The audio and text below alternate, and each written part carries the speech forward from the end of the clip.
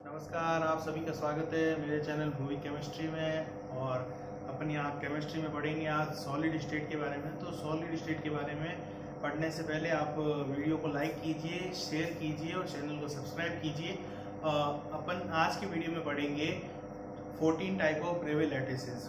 14 type of ब्रेवे lattices जो अपने 12th के सिलेबस में हैं, तो उनके बारे में अपन एक टेबल की फॉर्म में उनका कंपैरिजन टाइप से पढ़ लेते हैं। और इन पे छोटे छोटे क्वेश्चंस पूछे जाते हैं। सीधे ही क्रिस्टल सिस्टम का नाम देके उनकी एक्सियल डिस्टेंसेस पूछ ली जाती है या फिर एक्सियल एंगल्स पूछ लिए जाते हैं। तो ये अपन 14 टाइप ऑफ ब्रेवे लैटिसेस पढ़ेंगे, जिसमें 7 टाइप ऑफ क्रिस्टल सिस्टम का पूरा एक नेटवर्क है। उसके बाद अपन पढ़ेंगे क्लोज पैकिंग, जो मतलब पैकिंग चलती है इसकी, क्लोज पैकिंग ऑफ सॉलिड्स। तो क्लोज पैकिंग ऑफ सॉलिड्स पढ़ेंगे, उसमें 1D 2D 3D और उस सबके बारे में पढ़ेंगे। ओके, तो अभी अपन स्टार्ट करते हैं सबसे पहले ब्रेवे लैटिसेस के बारे में। ओके, मैंने पिछले वीडियोस में बताया हुआ है कि टोटल 14 जो होते हैं वो ब्रेवे लैटिसेस होते हैं। 14 ब्रेवे लैटिसेस होते हैं जो 7 टाइप ऑफ क्रिस्टल सिस्टम होता है। 7 टाइप ऑफ क्रिस्टल सिस्टम यहाँ पे देख सकते हैं आप, cubic, tetragonal, orthorhombic, rhombohedral, hexagonal, monoclinic, triclinic. Okay, और यहाँ पे मैंने सभी की आपको बताया, मैंने आपको यूनिट सेल बताया था। एक्सियल डिस्टेंस का पैरामीटर क्या होता है, ए बी और सी क्या है वो आप समझ सकते हैं।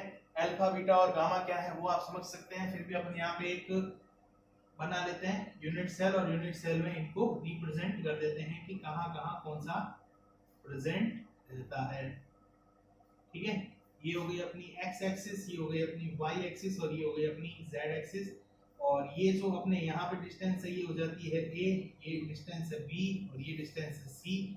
ये एंगल है अल्फा, ये यहाँ पे एंगल है बीटा और ये एंगल है गामा। तो अपने को यहाँ से याद रखना है, जो भी एक्स की साइड एक्सियल डिस्टेंस है वो ए है, वाई एक्सिस की साइड बी है और जेड एक्सिस की साइड सी है। और इन दो फेसेस के बीच में जो है वो अल्फा है, एक्स और वाई के बीच में, एक्स और जेड के बीच में बीटा है और वाई और जेड के बीच में गामा है। ठीक है, उसके बाद यूनिट सेल, यूनिट सेल के कितने टाइप प्रेजेंट रहते हैं उस क्रिस्टल सिस्टम में उसके बारे में है। और एस बी एफ ई, ये शॉर्ट फॉर्म लिखी है मैंने यहाँ पे। एस का मतलब simple cubic unit cell, sorry simple unit cell. उसके बाद बी का मतलब body centred unit cell, F का मतलब फेस सेंटर्ड यूनिट सेल और ई का मतलब एंड सेंटर्ड यूनिट सेल। उसके बाद मैंने यहाँ पे कुछ एग्जाम्पल लिखे हैं सॉलिड्स के जिनमें ये सिस्टम या इस तरीके का अरेंजमेंट प्रेजेंट रहता है। तो अपन स्टार्ट करेंगे पहले क्यूबिक से। क्यूबिक में तीनों ही एक्सिस जो होती है, एक्सियल डिस्टेंस होती है वो सेम रहती हैं, तीनों ही इक्वल होती हैं। यहाँ पे अपन देख सकते हैं इन तीनों में जो ये एंगल होते हैं वो 90 डिग्री होते हैं। ये आप यहाँ पे देख सकते हैं एंगल 90 डिग्री बनते हैं। अल्फा भी 90, बीटा भी 90 और गामा भी 90। यहाँ पे 3 type of unit cell present रहती हैं, सिंपल, बॉडी सेंटर्ड और फेस सेंटर्ड। और ऐसे एग्जांपल्स अपने को देखने को मिलते हैं। जिंक ब्लेंड, जिंक ब्लेंड बोला जाता है जिंक सल्फाइड के रूप में, और केसीएल, पोटेशियम क्लोराइड। ओके, उसके बाद बात आती है टेट्रागोनल। टेट्रागोनल में क्या होता है, टेट्रागोनल अपने को देखने को मिलता है कि ए और बी तो सेम है, बट एक जो है पैरामीटर वो चेंज हो गया है, सी जो है वो इनके सेम नहीं है। मतलब ये समझ लीजिए हाइट बढ़ जाएगी या कोई भी एक आप लेंथ बढ़ा देंगे। और बाकी इनमें भी अल्फा बीटा और गामा ये तीनों सेम ही रहते हैं। अल्फा बीटा और गामा तीनों सेम ही रहते हैं इनमें भी। और यहाँ पे 2 तरीके की यूनिट सेल्स देखने को मिलती हैं, एक होती है सिंपल और एक होती है बॉडी सेंटर्ड। और इसके एग्जांपल्स हैं SnO2, TiO2, white tin etcetera. अपने को सिर्फ और सिर्फ ये टेबल याद करनी है और इसी टेबल से रिलेटेड डायरेक्ट क्वेश्चन किए जाते हैं कि व्हाइट टिन कौन से टाइप ऑफ क्रिस्टल का एग्जाम्पल है, या टेट्रागोनल में कितने टाइप की यूनिट सेल प्रेजेंट रहती है। ओके, थर्ड आता है ऑर्थोरोम्बिक। ऑर्थोरोम्बिक में अल्फा ए बी और सी तीनों ही अलग अलग होती हैं और अल्फा बीटा गामा तीनों का जो एंगल होता है वो 90 डिग्री होता है। यहाँ पे 4 टाइप की यूनिट सेल्स प्रेजेंट रहेंगी, simple, body centred, face centred और एंड सेंटर्ड। इसके एग्जांपल्स हैं सल्फर में रोम्बिक सल्फर और CaCO3।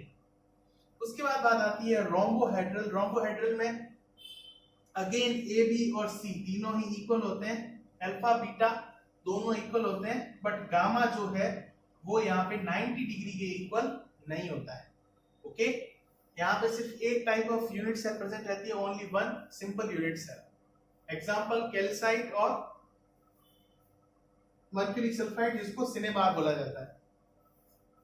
उसके बाद बात आती है हेक्सागोनल। हेक्सागोनल मतलब कि जिसमें 6 एजेस प्रेजेंट रहेगी, ये कुछ इस तरीके से मान सकते हैं अपन इसको हेक्सागोन है। हेक्सागोन के बारे में आप समझते हैं। तो हेक्सागोनल में अगर अपन इन सबको मिला के और एक पूरी यूनिट सेल तैयार की जाए तो वैसी यूनिट सेल हमें देखने को मिलती है हेक्सागोनल में।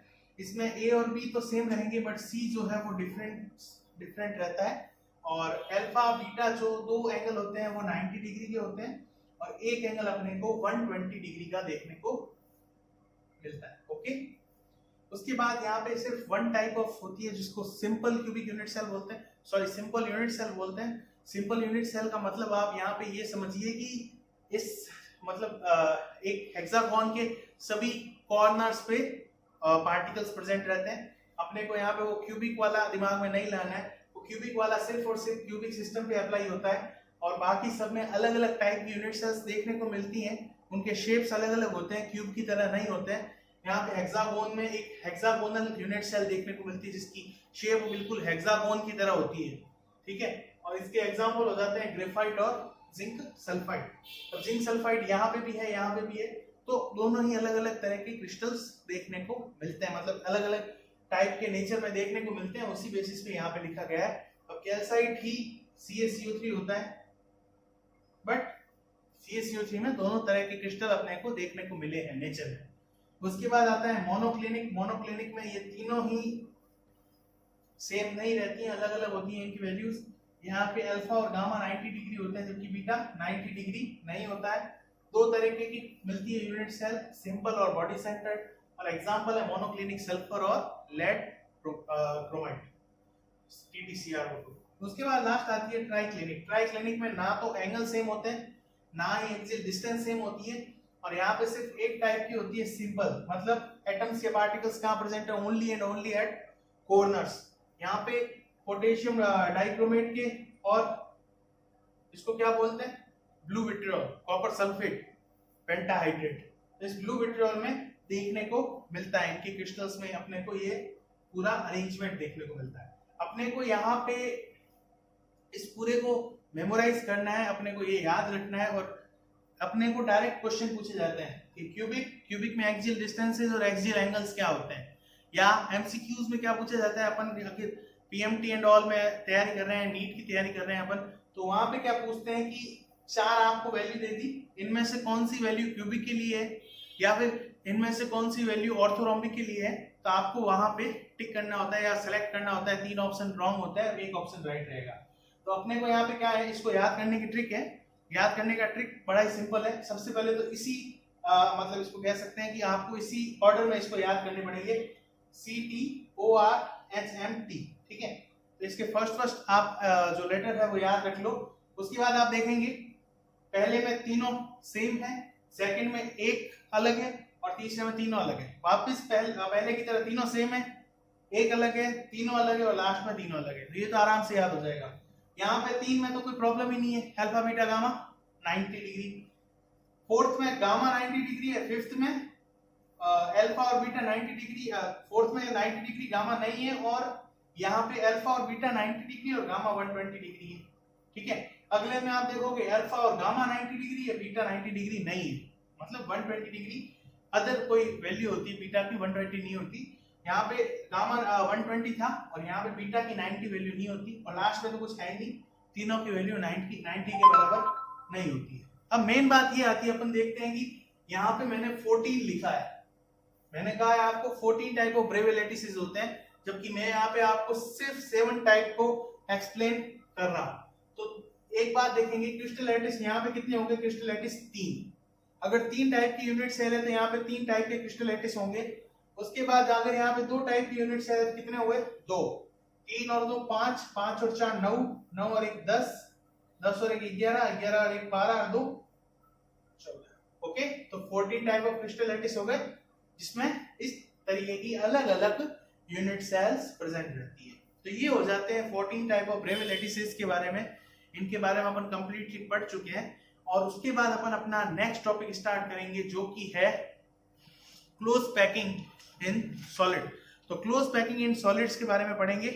ये आई थिंक आपको समझ में आ गया होगा। अगर आपको कोई भी तरह का डाउट आता है तो आप कमेंट सेक्शन में लिख सकते हैं। ओके, इसके बाद अपन नया मतलब टॉपिक स्टार्ट करते हैं जो कि है close packing in solids. Okay,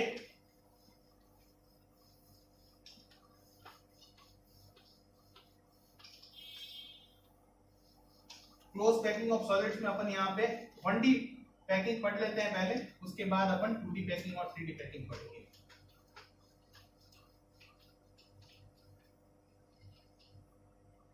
तो बात आती है क्लोज पैकिंग ऑफ सॉलिड्स की। तो सीधी सी बात है, सॉलिड्स जो होते हैं वो एक क्लोज पैकिंग शो करते हैं, मतलब बिल्कुल एक परफेक्ट अरेंजमेंट शो करते हैं जिसमें कि एक पूरी तरीके से पैक्ड होते हैं या पूरी तरीके से वेल अरेंज्ड पार्टिकल्स प्रेजेंट रहेंगे। तो क्लोज पैकिंग पढ़ेंगे, क्लोज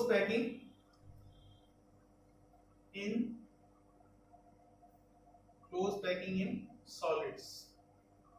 तो क्लोज पैकिंग इन सॉलिड्स की बात जब की जाती है तो सबसे पहले जो अपने को करना है वो बात ये है कि अपने को यहाँ पे एटम्स या जो भी आपके पास पार्टिकल है, एटम या जो भी पार्टिकल है आपका, या जो भी वहां पे यूज आ रहा है या जो स्ट्रक्चर बना रहा है, उसको आपको हार्ड स्क्वायर मानना है। इस ऐसे अपन रिप्रेजेंट करेंगे उनको, डायग्राम सब बनाएंगे हार्ड स्क्वायर मान के, और उसके बाद अपन उनको रिप्रेजेंट करेंगे। तो बिल्कुल क्लोज पैकिंग देखने को मिलती है अपने को, 1D देखने को मिलती है, 2D देखने को मिलती है, 1 डायमेंशन, 2 डायमेंशन, 3 डायमेंशन। 3 डायमेंशन में बहुत ज्यादा कॉम्प्लिकेटेड है, तो अपन पहले 1D पढ़ेंगे, देन आगे आगे धीरे धीरे कॉम्प्लेक्सिटी बढ़ती जाएगी पैकिंग की, और अपन धीरे धीरे समझते जाएंगे। ओके, सबसे पहले अपन पढ़ते हैं क्लोज पैकिंग इन